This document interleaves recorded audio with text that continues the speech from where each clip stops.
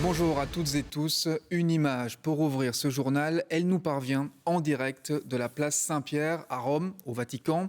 On y voit le public défiler depuis ce matin, depuis l'annonce de la mort de l'ancien pape Benoît XVI.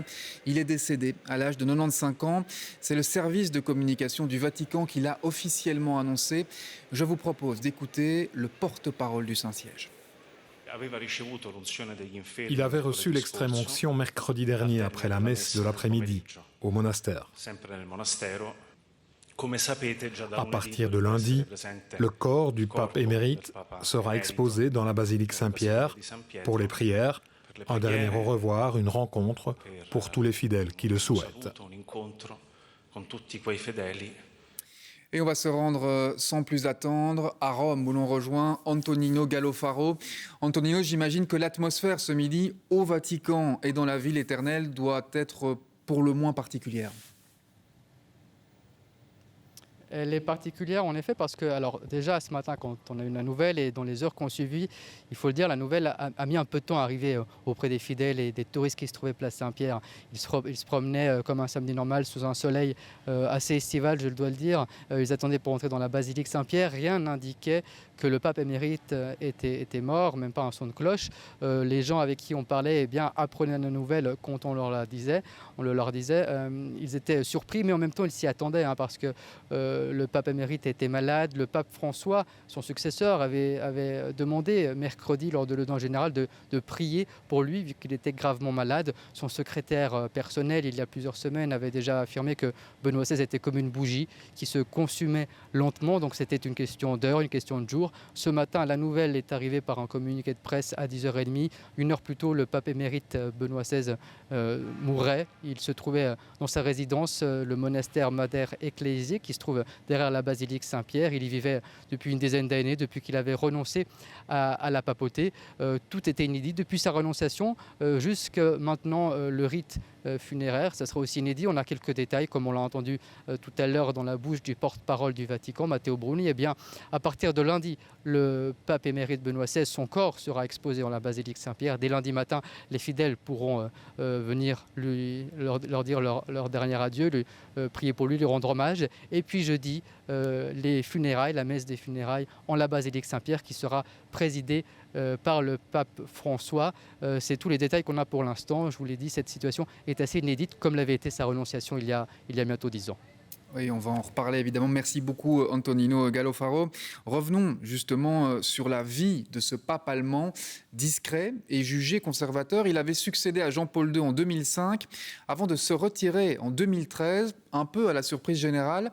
Un fait très rare dans l'histoire de la papauté. Esmeralda Lamy.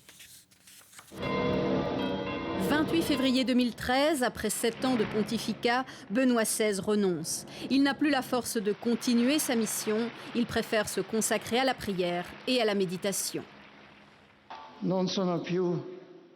ne serai plus le souverain pontife de l'Église catholique à partir de 20h ce soir. Je serai un simple pèlerin qui achève son voyage sur cette terre. Il publie un dernier message sur son compte Twitter et se retire. Clap de fin sur un pontificat particulier que d'aucuns qualifient de transition. Joseph Ratzinger, né en Bavière en 1927, a su très tôt qu'il deviendrait prêtre. Il entre au séminaire à l'âge de 12 ans avant d'être enrôlé dans les jeunesses hitlériennes. Ordonné en 1951, il devient enseignant. L'homme est intelligent et rigoureux.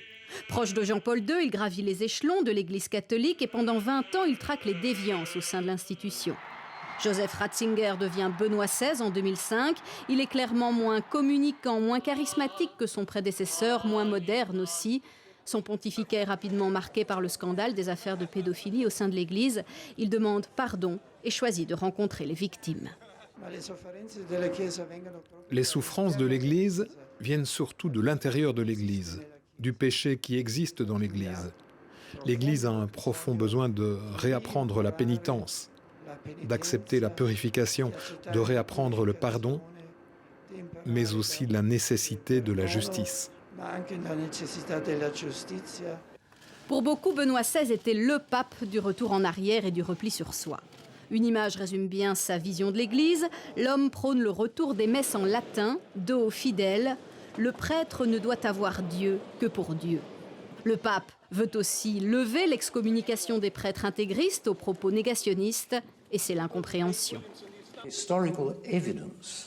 Les preuves historiques démontrent vraiment très clairement qu'il n'y a jamais eu dans la politique d'Adolf Hitler la volonté délibérée d'exterminer dans des chambres à gaz 6 millions de juifs.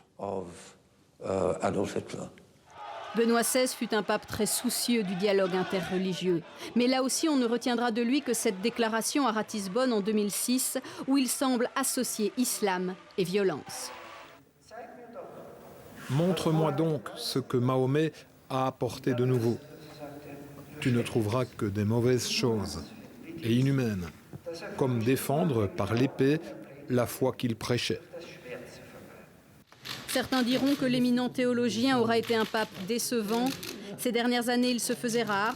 En 2009, il avait toutefois repris la plume pour écrire que le mouvement de mai 68 avait engendré la pédophilie dans l'Église. Une Église que jusqu'au bout, il n'a pas voulu réformer. Et on accueille en plateau Eddy Kakelberg, vous êtes journaliste à la RTBF, fin connaisseur, entre autres, de l'histoire des religions. Quel héritage spirituel va laisser Benoît XVI ? Alors incontestablement, l'image que le public retient, c'est l'image d'un pape effectivement traditionnaliste. Et pourtant, c'est un pape paradoxal. C'est un homme qui a participé au fameux Concile Vatican II, ce concile qui était censé, au début des années 60, rénover complètement l'Église. Il a estimé que ce que l'on en avait retiré avait été dévié par des accents trop modernistes. Donc effectivement, il a tenté de faire rentrer les héritages dans les rails. Ce n'est pas forcément un homme qui aura hésité devant les obstacles, mais il en aura pris quelques-uns dans la figure. Ce n'est pas l'homme qui a prôné le retour à la messe en latin, mais qui l'a autorisé parce qu'il voulait réunir le troupeau.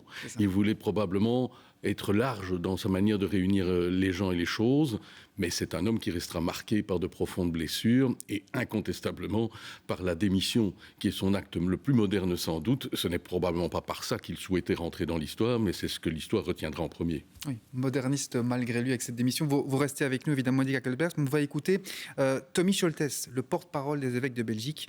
Il est au micro d'Isabelle Heusen. C'était un homme réservé, c'était un homme qui était, je dirais, plutôt timide de nature, alors que le pape Jean-Paul II, son prédécesseur, était plutôt expansif. C'était un homme qui aimait la musique, le piano, et qui aimait prendre du temps pour lui. J'allais presque dire, il était parfois pape le matin et l'après-midi, il étudiait, il lisait, il jouait un peu de musique. Il a quand même eu aussi parfois des controverses. Je plaide vraiment pour sa bonne foi, et c'est le cas de le dire. Plaider pour sa bonne foi, ça veut dire montrer quel est l'essentiel de la vie.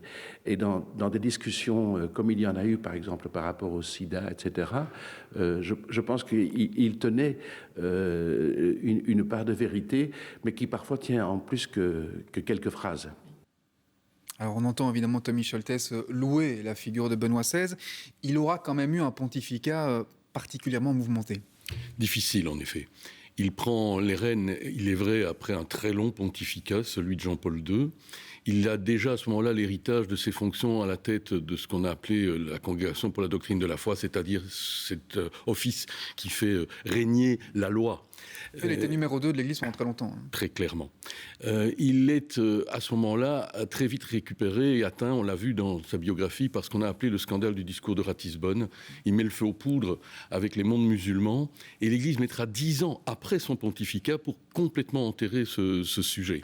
C'est un mauvais communicant, on va le dire comme tel. Un intellectuel mal compris peut-être. Intellectuel brillant, mais sans doute trop parlant un langage qui n'est compréhensible que par les régimes universitaires, et encore. Et j'ai eu l'occasion de le vivre, notamment lors de son voyage en France, à Paris. C'était un homme, parfois, dont la parole était complexe, compliquée. Ça n'a rien simplifié pour la bonne compréhension de ce qu'il voulait faire. Et puis, par ailleurs, il a évidemment été rattrapé par les scandales de la gestion de la pédocriminalité dans l'Église. Il avait lui-même marqué le stop, mais il a été jusqu'à il y a peu encore récupéré par une mauvaise gestion personnelle lorsqu'il était archevêque de Munich. On le voit, ça reste un homme complexe, compliqué, qui aura souvent accumulé les obstacles et ne les a pas tous franchis avec brio. Eh bien, merci beaucoup, Eddie Hackelberg. Vous, par contre, vous nous avez expliqué cette situation avec brio. Merci d'être venu au plateau. On précise encore que les funérailles de Benoît XVI auront lieu le 5 janvier. Merci beaucoup, Eddie.